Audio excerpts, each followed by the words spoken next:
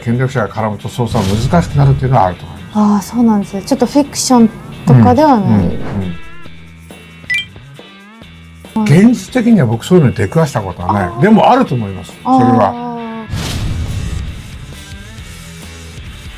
本名を知らないと事件の解決にならないっていう部分もありますよね。だからほら、それぞれ構成員もさ、この人はどんな役をするのかということも非常に重要だよね。ラムというのは情報を吸い上げる人だね。ああ、まさしくですね。とうとうコナンの映画が公開が間近です。吉川さん。はい。今までコナンの刑事を見てきたのですが、今回はコナンの敵、黒の組織を見ていきたいなと思っています。吉川さん知ってますか、黒の組織。いや、ごめんなさい、僕もね、これをお話をいただいた時に、黒ずめの組織警察の中にあったっけ。あ、ずくめか、黒ずくめの組織。いや、警察の中にこんなのあるのかな。ああ、確かに警察の中に。日々勉強の今日この頃です。まずある新薬の完成が目的なんですよね。でその試作品の影響でコナンは子供になってしまってるんですよ。でその達成のためにテロ、暗殺など手段は問わない組織になっています。はい、で一応構成員がいまして、この黒い服を着てるのが構成員のイメージがありまして、で互いにコードネームを呼び合ってるんですよ。で構成員はこのようなメンバーになってますね。いろんな食事があるんですね。はい。なんか全員の名前にお酒の名前が入ってるんですよ。はい。ジン、ウォッカ、ベルモットといったように。で実はキャラクターで人気の高いバーボンが公安のスパイなんですよね。公安に所属している言い換える警察官が。そうです。警察官がその組織に行ってる。そうです。スパイとしてもう一つの顔ですね、天野さん。はい。でも下のメンバーが、もう一人ライっていうのがいまして、これが FBI の組織から潜入調査として入ってる。だからちょっとスパイだらけになってるんですけど、これドラマでも言えることなんだけど、このコナンもそうなんだけど、警察の中のさ、公安っていう部署であったり、あとアメリカの FBI であったり CIA であったり、そういうのを使うのは企画する人が好きなんだね。プラス、警察庁キャリアだとかさ、そういうのを使うのが本当好き。ちなみに疑問なんですけど、公安ってやっぱりこういうスパイ的な動きとかはするイメージなんですかね。イメージ的にはそうですね。確かにそうです。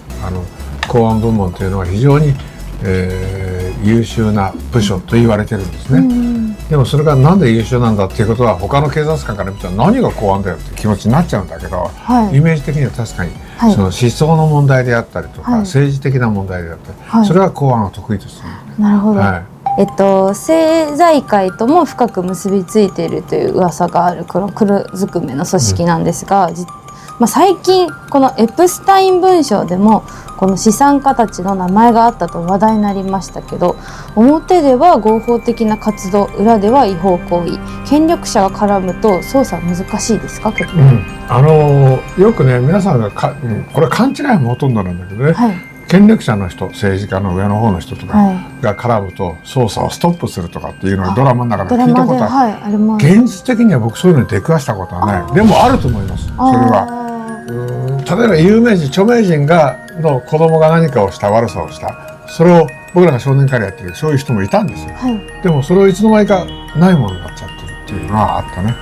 僕らは普通にやってるんだよ。だからやっぱり権力者が絡むと捜査は難しくなるっていうのはあると思います。そうなんですよ。ちょっとフィクションとかではない。で少し前のルフィを名乗る事件など、コードネームで呼び合う犯罪組織は多いですか？その利点はあるんですか？これについて、これでそういう質問が僕に来るのはおかしい。僕は組織の人間じゃないからね。でもいろんなことを考えると、なかなか本名を知らないと事件の解決にならないという部分もありますよね。でそういう意味で伏せている。そして横のつながりの中でもその異名で呼んでいるとかね、コードネームで呼ぶことによって、犯罪者グループの中にはプラスはあると思います。なるほど。実際に吉川さんが刑事経験してて、そういうのってありましたか？変な名前の呼び合ってるんですか？それは多少ありましたね。僕との会話、容疑者が目の前にいて取り調べをしてる最中に、あいつ本名わかんねえんだけどよくみんなには片岡と呼ばれてるとか、これもある意味コードネームだよね。だからそれで分からないっていうことはありました。でもそれは調べますけどね、最終的にはね。はい、ちなみになんですけど、こちらのキャラクター、公安のスパイと、FBI のスパイと CIA のスパイがいるんですよ。全部組織が違うんですよ。これって情報とかってこうやり取りとかだったりするんですか？はい、この横の、ね、やり取りっていうのは非常に避けていると思います。横のやり取りをすることによって上から見られてしまうからね。そういうことからはですから、このものから直接何らかの形で、警察本体ですね、FBI のスパイであれば FBI の方にとか CIA の方にとか、公安とか警察の方にとか、そういう形で吸い上げていくということですね。そこで非常に難しい部分がある。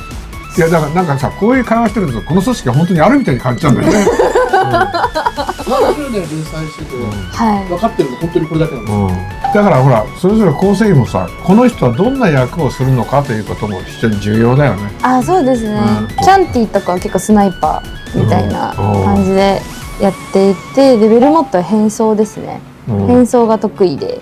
ラムというのは情報を吸い上げる人だね。その情報を取るためには緩いキャラクターになるっていうのかな。それが必要ですよね。だからこういうお寿司屋さんとかであれば、お寿司を握りながら世間話をして、お寿司屋さんっていうのは世間話がごく普通にあるところ。確かにそうですね。どうなのおやさん最近はとかってね、やってそういうイメージ。まさしくですね。本当に。ズバリですね。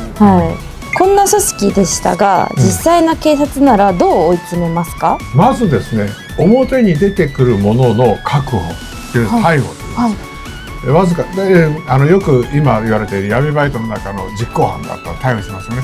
そういうものを逮捕することによってどんどん突き上げていく、捜査を上に上げていくのを突き上げ捜査っていうんですけど、そういう形でやって、組織を明らかにしていくという方法がありますね。なるほど。